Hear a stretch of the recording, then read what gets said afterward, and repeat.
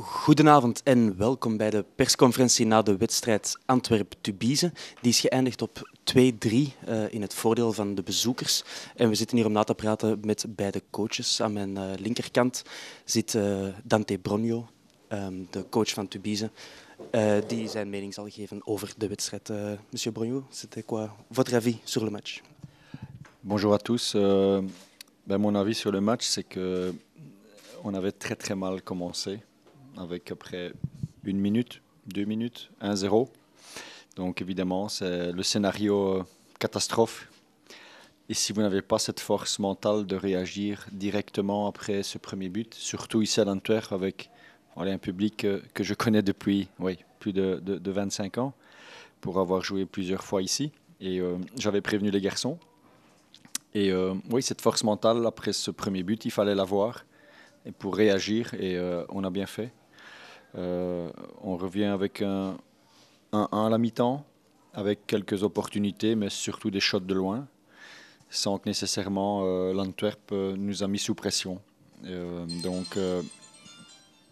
Je pense que on a senti aussi à la mi-temps, et surtout en première mi-temps, on a senti que l'Antwerp n'arrivait pas à mettre du rythme et du tempo dans le match. Ils ont une force aussi sur phase arrêtée, donc pour moi le seul danger ça pouvait venir sur phase arrêtée. On a pris ce but à la fin, qui compte pour du beurre, et puis en deuxième mi-temps on fait 1-2, logiquement parce qu'on a joué pour aller marquer. Et aussi pour gagner, parce que dans notre situation, c'était nécessaire. Et puis on fait 1-3, et puis là, il y a un peu d'euphorie dans l'équipe, et il faut rester calme. Et il y a eu des petites fautes aussi par à 1-3, on est un peu excité, et peur aussi que tout peut basculer très vite, surtout ici. On a fait des petites fautes où on s'est mis en danger sur des phases arrêtées. Donc à la 90e minute, c'est 3-2. Là, il y a un peu de panique pendant 2 minutes, jusqu'à quand l'arbitre siffle la fin. Mais à la fin, on se rend compte qu'on a eu beaucoup plus de détermination aussi dans les duels, et avec beaucoup d'envie et d'enthousiasme dans le jeu. Donc voilà, c'était un peu, le jeu de l'Antwerp était un peu parfois un peu prévisible. Donc voilà, on sait qu'ils ont des individualités sur les flancs. Certainement, peut-être, l'attaquant Mobongo a certainement fait défaut. Nous aussi, on avait Olivier Vinamont et Vito Villano qui étaient out et suspendus. Donc voilà. Maintenant, après cette victoire, il faut surtout rester calme.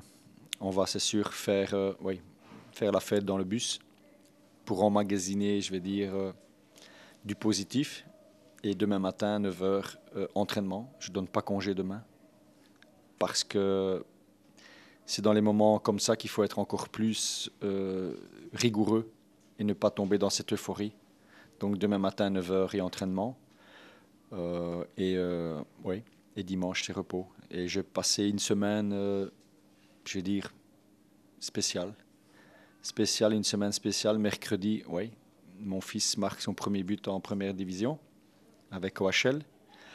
Donc c'était déjà mercredi très émotionnel, et aujourd'hui, 2 jours après, on reste encore dans le positif. Donc c'est très très bien. Avec ça aussi, bravo aux garçons, parce que ils ont fait le match qu'il fallait faire. Le point négatif, la suspension pour 2 matchs de Greg Nels, qui a pris sa 10e carte jaune. Donc à partir de là, il faudra de nouveau la semaine prochaine, contre encore une grosse équipe comme Waasland Beveren à la maison, recommencer à 0. Donc voilà, je suis très très heureux, mais pas euphorique, parce que je sais qu'en football, ça va très très vite. Oké, merci bien. En dan geef ik het woord aan Norbert Jadisser. Ja, Norbert, uw collega zei het al. We begonnen heel goed aan de wedstrijd, heel vroeg 1-0. Maar wat gebeurde er dan? Ja, eerst wil ik een tegenstander proficiat wensen met zijn overwinning. We zijn zeer sterk aan de wedstrijd begonnen. Op dat ogenblik, na 2 minuten, dan wordt het 1-0. En dan denkt je, oei, nu zijn we eindelijk vertrokken. Want vorige week was het eigenlijk zo wat veel moeilijker. Dus uiteindelijk zijn we dan goed in de wedstrijd gekomen, dacht ik in het begin. Dus misschien zelfs nog een tweede kans gekregen om 2-0 te kunnen maken. Maar ja, dat gebeurt dan niet. En zoals wekelijks is het dus dezelfde fouten. Elke keer op die stilstaande fase, dan verlammen de benen, is iedereen in paniek. Ja, we krijgen nog maar eens een dom doelpunt tegen. Hè. Nu is het zelfs onze man die zelfs in eigen doel kopt. Ja, we kunnen weinig aan doen natuurlijk. Het feit is, ik moet zeggen, we zijn heel de week daarop aan het trainen. Heel de week wordt er op gewerkt, via pottekjes, via mannetjes, via weet ik wat allemaal. Maar je ziet, in wedstrijd is het toch nog altijd anders dan bij de stilstand, dan op training. Maar ja, uiteindelijk wordt het dan 1-1 en is er in principe nog niets gebeurd. Maar je ziet dan, jongens, de benen waren volledig verlamd. En niet alleen bij hen, maar ook bij ons. En dan zie je, ja, het begint weer terug.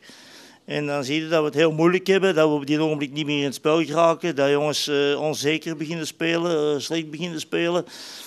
En dan, ja, dan wordt het uiteindelijk rust. En dan denkt je, oké, we gaan André Ionescu vervangen om een tweede spits bij te brengen. Om toch een beetje meer diepgang te kunnen krijgen. De tweede term zijn we dan begonnen. En dan denkt je, oké, de eerste kans die hebben we al gekregen, maar dat was dan niet. En aan de overkant is het dan bingo, ja, dat moet ik u niet vertellen. Nee, die één been dat verlamd wordt en de twee benen die verlamd worden. En dan is het natuurlijk over, dan wordt het heel, heel moeilijk. En dan, ja, dan probeert je nog wel links of rechts, maar dan zie je dat de eerste 20 minuten dat het dan heel, heel moeilijk wordt. En van een ogenblik dat het dan, ja, dan krijg je nog eens een tegenstoot tegen, wordt het dan 1-3. Ja, dan is natuurlijk de match gespeeld. En uiteindelijk komen we dan de laatste 2 minuten komen we dan toch nog terug tot 2-3. En dan zie je dat de allerlaatste kans. Zo zit voetbal nu eenmaal in elkaar. Voor hetzelfde geld maken we 3-3 en dan is de situatie helemaal anders. Maar ja, het is zo niet. Dus we komen morgen allemaal terug te samen. Heel waarschijnlijk met hoofden allemaal naar beneden. Maar we gaan terugwerken naar de volgende wedstrijd. Dat wordt dan volleybal. Ja, en tot overmaat van ramp, zal ik maar zeggen, valt ook de Fournier uit, een kwartier voor het einde. Hoe erg is het met hem gesteld? Ja, ik denk dat de situatie wel ernstig is. Hij was tijdens de loop van de week al een klein beetje gekwetst, dus we hebben hem dan kunnen oplappen. Maar inderdaad, ik denk dat zijn kwetsuur wel ernstig is. Ik vrees dat hij volgende week niet zal kunnen spelen. Oké, goed, bedankt. Zijn er nog vragen van de pers? Ja, Stijn? Wat heeft Bart gezegd toen hij doorging? Hij had geen zin om te praten. Waarom? Wat heeft? Wat heeft Bart gezegd? Nee, Bart heeft niks gezegd. Bart is gewoon heel ontgoocheld op het ogenblik. En ik denk dat dat niet meer dan normaal is. Hè. Als je een 1 op 15 pakt, en dan moet hij zelf even verwerken. En hij zal de volgende dagen zeker vast de pers wel te woord staan. Maar ik neem aan, ik zou zelf in zijn plaats misschien ook zelf niks zeggen. Als je 1 op 15 pakt en je hebt op dit ogenblik een thuisnederlaag, waar je dan toch wel verwacht dat je toch wel de 3 punten kunt pakken. Ja, dan denk ik dat dat een eerste ontgoocheling is en vanaf morgen is alles terug vergeten. Nog vragen? Raf?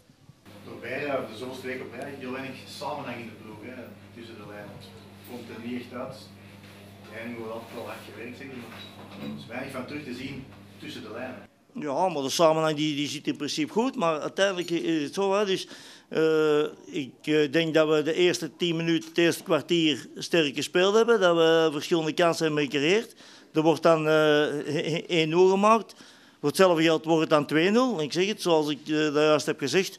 We krijgen dan ergens een dom doelpunt tegen. En ja, die benen die worden weer al volledig verlamd. En dan, ja, dan is de samenhang ook op die ogenblik. Dat wordt even wel moeilijk. Dan kan je die kopjes allemaal weer terug naar beneden. Is crisis in de kleedkamer nu? Nee, jongens zijn zwaar ontgoocheld. Dat is ook logisch, denk ik. Hè? Maar crisis, nee, er is geen enkele reden voor crisis. Maar niet vergeten, we staan nog altijd 7e, we staan niet 17. Hè? Dat is nog wel een groot verschil. Dus voor ons is er geen enkele crisis. Het is natuurlijk zo. We hadden ook veel liever 15 op 15 gepakt, in plaats van 1 op 15. Maar dat is nu eenmaal het voetbal. We hebben momenten dat het heel sterk is en momenten dat het heel zwak is. En we zitten nu in een hoek waar er is de klappen vallen. Dus. Maar we komen er zeker vast dit jaar nog uit, geen enkel probleem. Ja, toch niet stil aan spreken nog bij, want je gebrek aan kwaliteit ook. Nee, ik denk dat we zeker bijna kwaliteit genoeg hebben. Maar het probleem is alleen dat we een aantal spelers hebben moeten inpassen na de winterstop. En ja, dat blijkbaar niet zo simpel is. Hè. Iedereen denkt van, ja, we kopen 4, 5 man aan en dan passen we die links of rechts of van voor of achter. Maar je ziet toch dat dat niet zo evident is eigenlijk, dat dat toch wel een bepaalde groeiproces heeft. En ik denk dat we zijn er nu al mee bezig voor volgend seizoen. De trainingen, wanneer de aanvang van de trainingen, daar zijn we volop mee bezig wanneer dat is. Er wordt een stage gepland, er wordt een groep van 20, 24 man gecreëerd met enkele jongeren bij. Dus we zijn zeker vast goed bezig. Het is alleen spijtig dat het resultaat op het moment niet mee zit. Oké. Dan gaan we het hierbij houden. Ik dank de pers voor de aanwezigheid en jullie voor het kijken natuurlijk. En we zien jullie volgende week weer met de wedstrijd tegen Woluwe. Dank je wel.